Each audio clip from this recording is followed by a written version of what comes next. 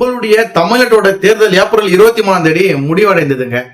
இது முடிவடைந்ததுல இருந்து எப்பப்பா டேய் எப்படா ரிசல்ட் வரும், மே 4 எப்படா வரும், மே 4 எப்படா வரும் அப்படின்ற மாதிரி மிகப்பெரிய எதிர்பார்ப்போடு தான் இருக்காங்க எல்லாருமே. சரி, ஆனா இந்த வாட்டி 4 முனை போட்டியாச்சா.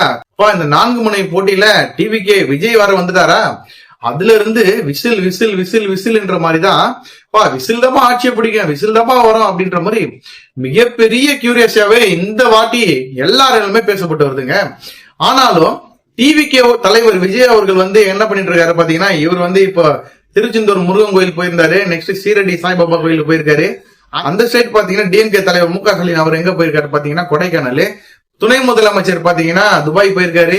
இந்த சைடு பாத்தீங்கன்னா சீமான் அவர்கள் சிறந்த பாடகர் ஒருத்தர் இறந்து போயிட்டாரு, தேனிசை செல்லப்பா அப்படின்ற மாதிரி அவருடைய இறப்புக்கு போயிருக்காரு. இதெல்லாம் போக இருக்க, அதாவது நேத்தே சொல்லிட்டாங்க தேர்தலுக்கு பிந்தைய கருத்து கணிப்பானது தேர்தல் ஆணையத்தால 29ஆம் தேதி இன்னைக்கு வெளியிடுவாங்க அப்படின்ற மாதிரி.